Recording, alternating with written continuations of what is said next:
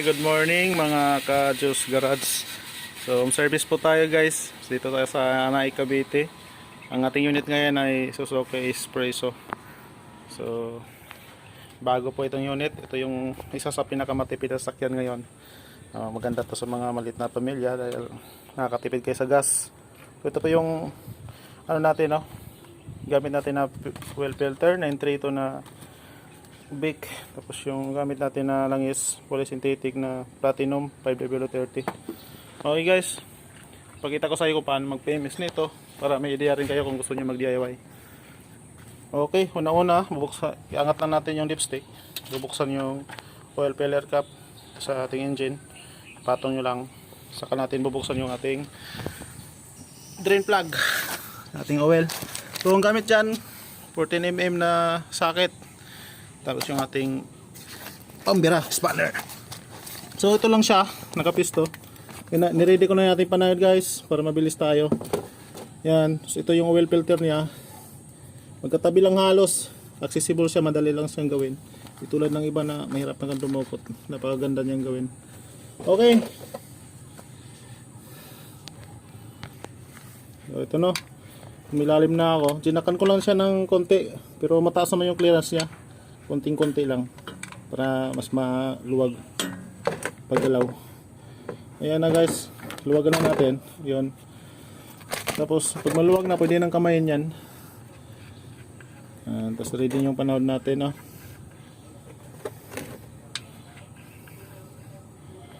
So hindi ko na to in-engine plus dahil napakalinaw pa ng kanyang langis. Nunid, kailangan lang mag-engine plus yung mga maitim na yung langis niya. May latak na. So kita nyo naman, oh. Brown pa nga eh. Tutuusin eh. Nasa 5,000 pa lang daw ang odo na ito. Sabi ni sir yung ating ng owner nito. Okay, hayaan na natin siyang maubos. Wala nang tutulo halos dyan. Tapos ito yung rim plug nya. Linisin natin to bago ibalik. So tanggalin natin next yung kanyang oil filter. Ito guys. Ito siya. So next is ating mag-clean tayo ng spark plug para ma-check natin yung kanyang sunog kung maayos. So tatlong cylinder lang to. Ibig sabihin, tatlong spark plug lang din. 1, 2, 3. So bago yan, magtanggal tayo ng negative terminal ng ating baterya para iwas short circuit. Safety tayo dyan. Tabi muna natin to. Okay. Yan. Yung negative lang guys. Let's proceed na tayo dito sa ating spark plug. Okay, so linisin muna natin yung ibabaw bago natin buksan para hindi makapasok yung mga alikabok ng dumi dito sa itaas. Okay, ayos. Tapos pipisilin na natin to, no, yung kanyang harness sa ignition coil. Tapos sabay hila. Ayan, ganyan lang. So ito, this, nagluwagan ko na rin yan. Tanggalin na lang natin para mabunot natin yung ignition coil. Yun siya na, one hand lang kasi wala tayong taga video guys. 10mm.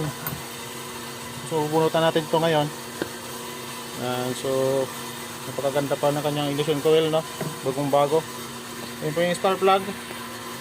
So gamit tayo ng 16mm dyan, spark plug remover. Okay. So yun na guys, maluwagan na natin. Pwede natin siyang lukutin ng kanyang mismo ignition coil para mahila natin yung spark plug. Yan siya.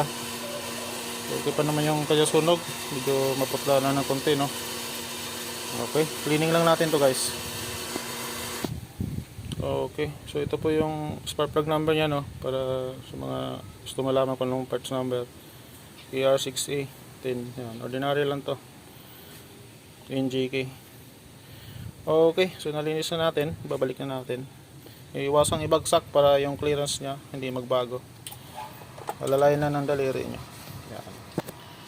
Okay, so swabe lang. Sikipan, tamang sikip lang. Hindi yan binabraso. Iwas low straight. So ganito lang. Sa tatlo, same lang naman yung procedure na kung paano maglinis, paano magbaklas, magbalik. So ito lang isa papakita ko. para hindi maubos yung ating oras memory. Okay? Okay, so ibabalik na natin yung kanyang ignition coil. Yan. Tapos yung 10mm na tornilyo. So ganun lang. Okay, tamang sikip lang. Tapos yung kanyang harness, sokbit mo lang din. Mag-click na yan, yung take. So ayos na yan, nakalock na. Okay, so dalawa, tatlo. Isunod ko na yung dalawa. Ayos. Okay, so tapos na po tayo mag spark plug cleaning. Okay pa naman siya. So nilinis lang natin. Sa next PMS na yung mag-replace tayo sa 10K. Okay, sunod ay mag-check tayo ng air cleaner. Tapos yung cabin filter doon sa loob na. Ito siya. So dalawang lock lang yan. Paklay mo lang. Makikita mo na yung air cleaner dito. Ito siya. Hugutin lang. So nakikita natin. Maayos pa naman. Malinis pa. So hindi pa siya barado. So linisin lang natin to ulit tapos ibabalik. Pagka once na mangitim na to at barado na, so kailangan palitan. So ganito, maayos pa. Okay, so sunod ko na po yung sa cabin filter, sa aircon po ito. So dito tayo sa drawer. Usog lang natin yung upuan para lumuwag. Tapos bubuksan natin. Papaling lang natin no, kaliwat kanan. Ayan. Ito na yung lock nya. Yun, pagsak na. Tapos nakikita na natin yung kanyang housing.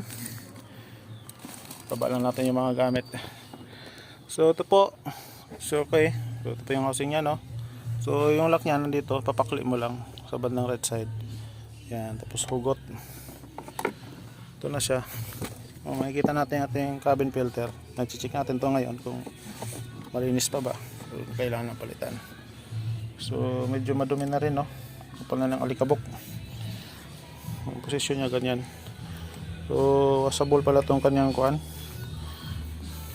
Cabin filter. Maganda. So linisin muna natin to. Cabin filter sa air cleaner bago natin ibalik. Ayos. Ayan siya guys no. Medyo makapal na rin yung kanyang alikabok. So babrushin na natin ang brush. Paintbrush. Bago natin may balik doon. So nalinis na natin. Babalik na natin ngayon. Ganda ng kulay no. Blue. Yan, yun lang naman yung orientation niya yan. Salpak lang. Tulak. Tapos ibalik natin yung lock. Ito isusukbitan to. Dulo. Tapos may sukbitan niya. Tapos tulak lang din.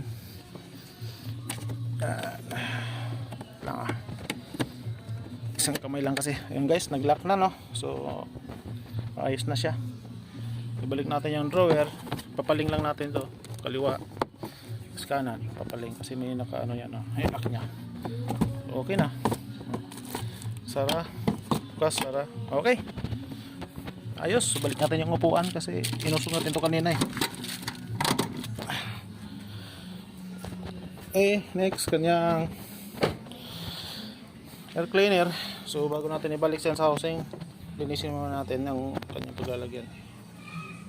So okay guys, ibabalik na natin. Okay, mag-ingat kayo guys, napunit ko nga yung kuan ni sir oh.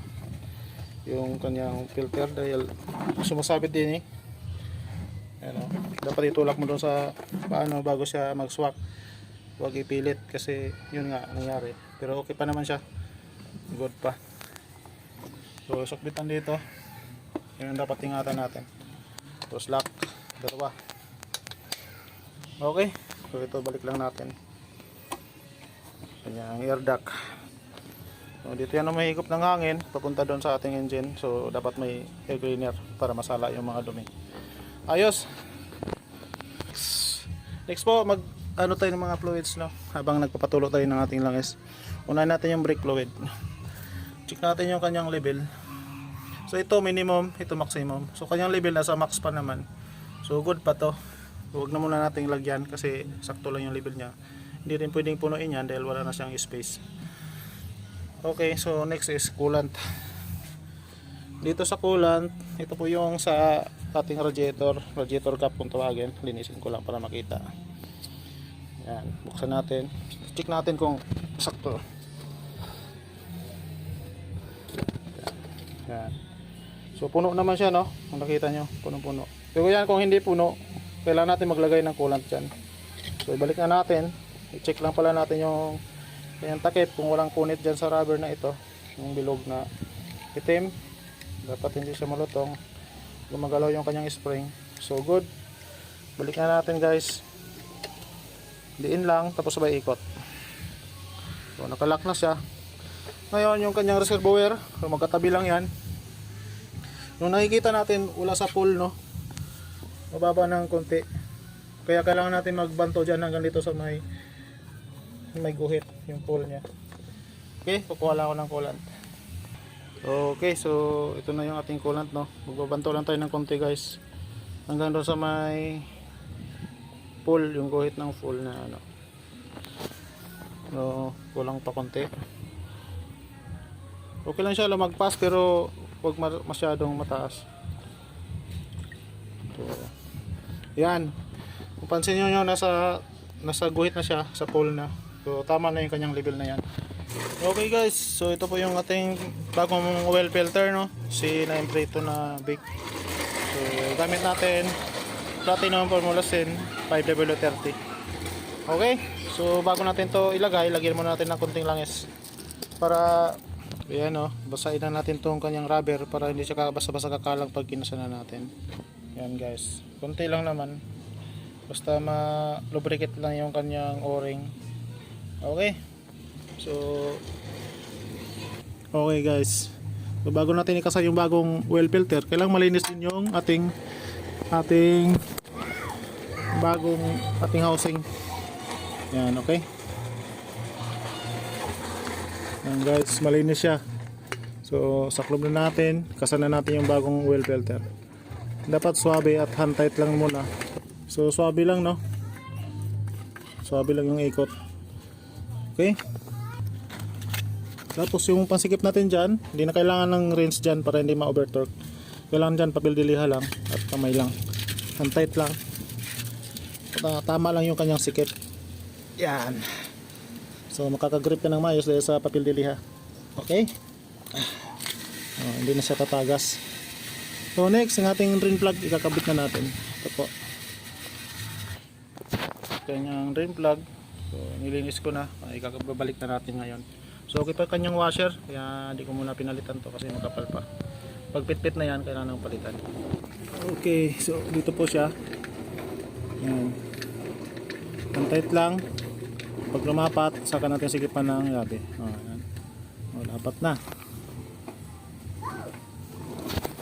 Okay, ito na yung ating pangatlong litro. So kalahatiin lang muna natin to. Diba hindi tayo may wasang sumubra tayo sa langis. Okay, guys, so naka 2 litro mahigit na ako, no. So chinek ko, nasa tamang ano na siya, sa tamang level, nasa upper na markings na ito.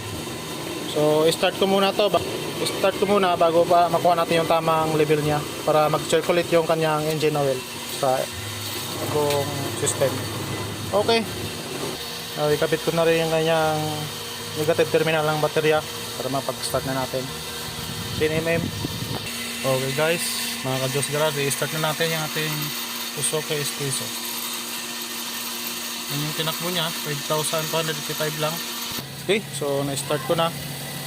Tayo na natin ng ilang minuto para bago natin yung engine, makuha natin yung tamang sukat ng kanyang engine oil.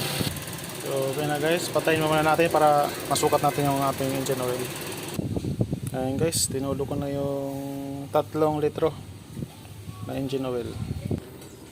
Okay, mga ka-Jules Garage, so nalagay ko na yung engine oil, no. 3 liters po yung nailagay natin, saktong sakto. Okay, sa mga nais po magpa-home service na yung sasakyan, kami po yung home service ng Cavite, Laguna, Metro Manila area. Message lang kayo sa FB page, Diyos Garage page, or tumawag sa 0975-3402-566. Sa mga nais dyan, mga hindi pa nakasubscribe sa ating channel, pasuyo na lang po, nakasubscribe, Diyos Garage page. Ingat po kayo and God bless po sa ating lahat. Ayos! Suzuki Expresso. Nagkamali pa. Ito po siya. Yan. Ganda. Ito yung pinakamatipid na sasakyan ngayon. Isa sa pinakamatipid. Ganda no? Okay.